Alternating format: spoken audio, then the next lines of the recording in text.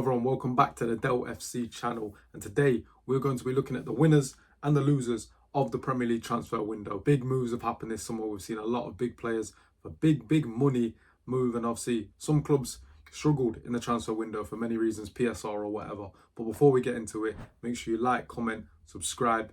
Let me know what you think. Let me know who your winners and losers are of the transfer window. So we're going to start with some of the winners of the transfer window. We're going to start with Bournemouth. I think Bournemouth are one of the winners of the transfer window. So we've got Zabani, obviously went to PSG, Kerkez to Liverpool, Hoyson to Real Madrid, Max Aaron's another notable outgoing. Dango Ouattara to Brentford for £42 million is a crazy fee in my opinion. But you look at who they brought in. Ben Doak for 25 million, who in the Championship last year was quality. Petrovic, I think, is a very good signing. I don't understand why he didn't get more of a chance at Chelsea.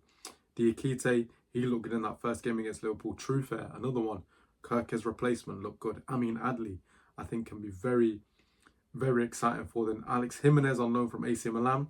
But I think one of the biggest things is them keeping hold of Semenyo. Now for the first loser of the transfer window in the Premier League. And we're going to go with Aston Villa. Their ins, obviously, they kept hold of Ollie Watkins, but their ins. You've got Marco Bizzo, obviously the keeper. They've still got Emi Martinez there. Lindelof came in. Evan Gesson came in from Nice. Sancho obviously came in on loan from Manchester United. And Harvey Elliott came in on loan, but with an obligation to buy from Liverpool. And if you look at their outs, obviously Coutinho finally left the club. They also let go of Jacob Ramsey for 43 million. It's a very good sale. Leon Bailey went on loan to Roma. Alex Moreno left. Illing Jr., even though he didn't really play, he left. But obviously, the two big, they weren't really the outgoings because they didn't sell the players. They just went back to their parent clubs, was Marcus Rashford and Marco Asensio. And for Villa, I feel like they needed a bit more. They finished 6th in the league last season. You're looking at Villa, you're looking at Newcastle. And if you're comparing their windows, I feel like Newcastle have had, a better window night and day. But for Villa, finishing 6th, they've got to be a team that wants to push, try and get back into the top 4 like they did a couple of seasons ago. And, the players that they bought in, they're not terrible players. Gesson is, he's decent, young French player. But Lindelof, I'm not sure about that. Sancho on loan. Can he, get back to his best? Harvey Elliott, does he really suit the Unai Emery system? Playing through the middle, you've got Morgan Rogers there. I just feel like they needed a little bit more. They just needed a little bit more. And now time for two of the biggest winners of the transfer window in the Premier League. We're going to go for on back-to-back, Arsenal and Liverpool. Arsenal first, the ins. You've got Kepa, Zubamendi, Norgard, Madueke, Mosquera, Gyökeres, Eze and Piero Hincapié. That window, just on the ins, is ridiculous. Obviously, the notable outs, Jorginho, Kieran Tierney left. Tomiyasu was released. Thomas Partey, rightly released. And then, Reece Nelson, Zinchenko. Just a bit of dead wood they've gotten rid of. But in terms of the ins, first up, Gyökeres. Ridiculous. To sign him for 63 mil, very good price. Eze as well. Even though I signed him late in the window, I think they should have gone for him sooner. That could move the needle. He is a ridiculous footballer. Now we're going to Liverpool, obviously the big one. Alexander Isak, deadline day, £125 million signing. Crazy, absolutely ridiculous. And I can't wait to see this guy play in a Liverpool shirt. But obviously other incomings. We've had a very busy summer at Liverpool. Obviously we've seen Kerkez come in. We've seen Frimpong come in. Florian Wirtz as well come in. Marmadashvili, Woodman, Pexi, the goalkeeper, Leone as well. Obviously we missed out on Guehi on deadline day, and I think that is probably the one that hurts the most because we needed him. Let's be honest, Liverpool needed Mark Guehi. It's all good having this attacking threat with Isak, Ekitike, who I even forgot to mention, who's had a very good start to the season. We needed Guehi because Kanate, his contract's expiring in the summer. He's not had the best start to the season. He needs that competition, and I think Guehi is the perfect person to either replace him or give him that competition. Give Arne Slot that headache at centre-back. The outs as well, Liverpool sold extremely well. Darwin Núñez, over 50 million to Al Hilal. Trent, obviously leaving to Real Madrid. Kelleher, going to Brentford. Kwanzaa for 35 million, going to Leverkusen. Luis Diaz, Tyler Morton got sold as well, which, I'll be honest, I'm not happy with that one. We've seen, Stefan Bajcetic has reportedly been trusted to almost be part of the first team this season and not go out on loan or not be sold. So Tyler Morton got sold instead. Like I said earlier, with Bournemouth, they're winning. Ben Doak was a very good sale, 25 million for someone who's barely kicked the ball in the Premier League. Crazy. Simicast as well, obviously gone out on loan. And obviously, like I just said, with Aston Villa, Harvey Elliott has gone out on loan with an obligation to buy. But those two teams, Liverpool and Arsenal, crazy windows. And I think the gap is definitely, Arsenal have, tried to close the gap as much as they can in terms of, the points gap and the players that they needed. And I think Arsenal have signed in every single position that they needed. Some people could argue that they still need a left winger, an out-and-out left winger, because there's can play off the left, but he can play centrally. But for Arsenal, it's been a very, very good window. And for Liverpool as well, if I was to grade the windows, I'd give Arsenal an A+ and Liverpool an A-. That's how close it would be. But they're both definitely winners in the transfer window. Both have addressed the issues that they need to address. Obviously, with Liverpool, maybe not the centre back. Arsenal, maybe not the left winger.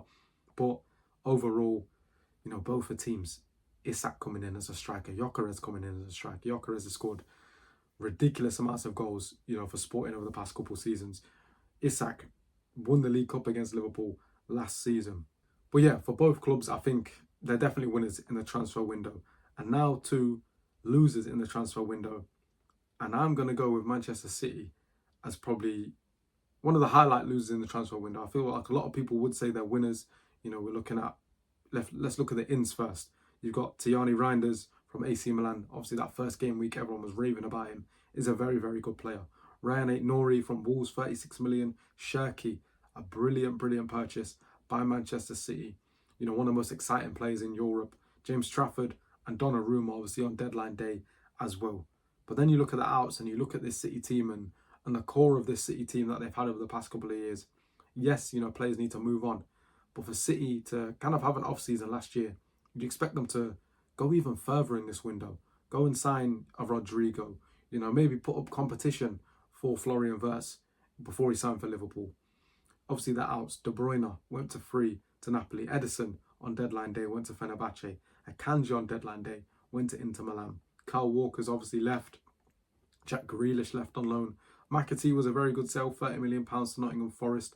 We'll talk about them soon. Gundogan's obviously left. They've got rid of, a few players you could call deadwood, or, younger players who weren't really going to get a chance. But even Echeverry's gone. But if you're looking at the ins, Nico Gonzalez obviously came in January. Marmoush came in January. But this summer window for City, I feel like they needed to do a little bit more. They've still got players like Foden, Savinho. Obviously, he was in with Spurs. But for me, when I look at the City ins, it doesn't scream we're ready to challenge for the title again. Of course, they still have Haaland. But for City, I feel like they needed a centre-back. Is Pep trying to change the system where he's not relying on his goalkeeper playing out from the back as much? But for me, City are losers in this transfer window. It'd be very close. If obviously I'm doing winners and losers. If I was to grade it, it would probably be like a C. But if I'm looking at it from a winner and loser perspective, they are losers in the transfer window, but only marginally. If we're looking at comparing them with Arsenal and Liverpool, which is where City ultimately want to be and need to be, then for me, they're losers in the transfer window. Up next, we are going to talk about Nottingham Forest. Now, Nottingham Forest, for me, is a win. I'll be honest, what a window from Forest. They might, there's a bit of talk about Nuno potentially losing his job or walking away from the job because of, the things going on with Mr. Marinakis. But for Forest, look at the ins. Dan Ndoye, very good signing. Amari Hutchinson, a young player. McAtee, who I feel like can definitely be a very good Premier League player in the future. Arnaud Calimundo, FM players, you obviously know who he is. Douglas Luiz coming in from Juve. Everyone remembers how good he was at Aston Villa. Savona, young player from Juve. Zinchenko on loan as well. And then obviously outs, they sold Elanga for £55 million. And obviously one of the big things for Nottingham Forest was that they kept hold of their captain, Morgan Gibbs-White. Another team who you need to keep hold of your better players. You can't just let them go. Obviously Forest getting into Europe last season, amazing achievement. But they sold someone like Gibbs-White and Elanga. Yes, they've signed a lot of players to replace, Elanga and, other players. But keeping hold of Gibbs-White, I think, is very, very, very important. So now we're going to talk about Tottenham Hotspur and their window, which I think they've been a winner in this window. They definitely have been a winner. If we look at the ins, Kevin Danso obviously came in, he was on loan last season. Matthias Tell, Kudus, Palhinha from Bayern Munich, which I think is an unreal signing. Xavi Simons and Randall Colomawani on deadline day. If you're looking at Spurs' attack options now, you've got Kudus, you've got Richarlison, Kulusevski when he comes back from injury. You've got Xavi Simons, Colomawani, Solanke, Brennan Johnson. They've got so many options in that attack. It is ridiculous. And even in the defence, I feel like they've done well to keep hold of certain players. Jed Spence, I think, is someone who has had a terrible time at Spurs up until last season, where Ange trusted him. He started playing at left back, and he's done well. But yeah, obviously Danso coming in is big as well to bolster their defensive options with Van de Ven, Romero already there. And if we're looking at the outs, you've got Son, obviously went to the MLS. Højbjerg, Mikey Moore's gone out on loan to get some minutes. Reguilon was finally released from Spurs. Fraser Forster was released as well. There were no more, big notable outgoings. Obviously Maddison got injured, and that's why they had to bring in players like Xavi Simons and Kudus as well. But for Spurs, they're definitely winners in this transfer window. And the manager coming in as well, Thomas Frank. If you want to count that as a transfer, that's one of the biggest wins you can get, is hiring Thomas Frank as your manager, because this guy can make Spurs a very, very consistent team. And I think other teams who finished in the top four last season, well, not finished in the top four, but maybe a Chelsea, a City, a Newcastle, Villa, should be worried about Spurs this season potentially getting back into that top four, because I can see it happening. Kudus has started the season brightly. Xavi Simons.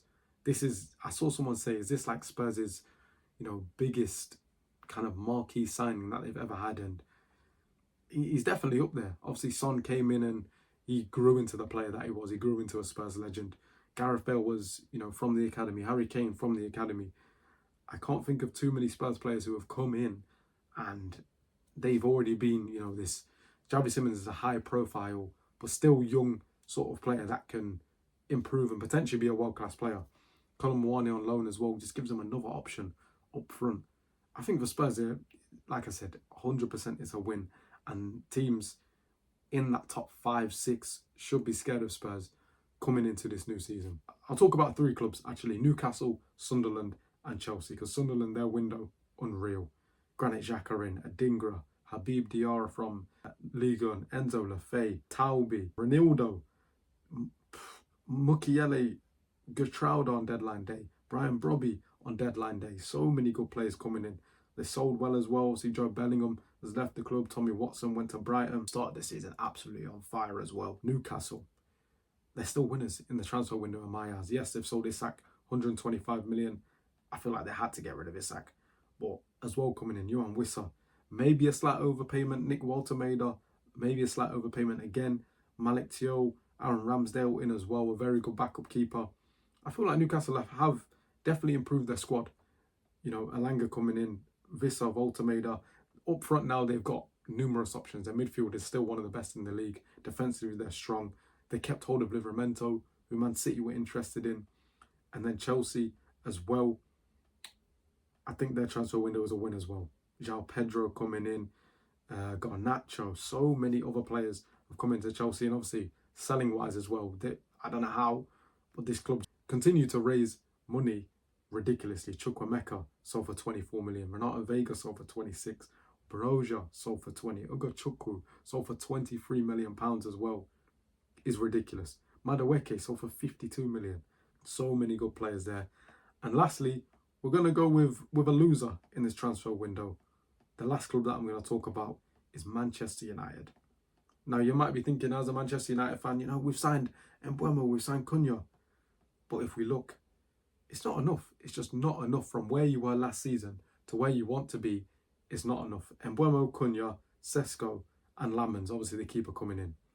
Now they've got 3 keepers. Altai is still there, Onana, then Lamans, Sesko, Cunha and Mbeumo. But you haven't addressed your defensive problems. You haven't addressed your midfield problems. The outs, obviously Garnacho sold for 40. Ericsson was released. Johnny Evans released. Lindelof released. Rashford out on loan to Barcelona. Højlund out on loan to Napoli. Anthony is obviously gone. Sancho's gone. You've got rid of, dead wood or players that don't want to be there. Fair enough. But the midfield, they need a midfielder. Desperately, desperately bad. They need a midfielder. And I still think they need another top-level centre-back. Lisandro Martinez coming off his ACL. Is he going to be up to standard? Obviously, Lenny Yoro's there. Good young centre-back. Harry Maguire's still there. Luke Shaw has been playing centre back as well, but I feel like they needed more. They needed a defender, and 1,000% they needed another midfielder. Obviously, we're not going to talk about every single club because that would take too long for you guys to watch, but just let me know other clubs that you think are winners and losers in this season's transfer window or the summer transfer window. And let me know how you think the clubs are going to do that I've mentioned. And if you disagree, let me know why as well. Obviously, all my links will be down below. Check out my Instagram, my TikTok as well. And yeah, we're back. We're hopefully going to be posting more videos every single month. So subscribe, like, obviously comment if you want to see more and what you want to see and your opinions on the transfer window. And let me know who you think is going to win the league. It's obviously going to be Liverpool. See you later.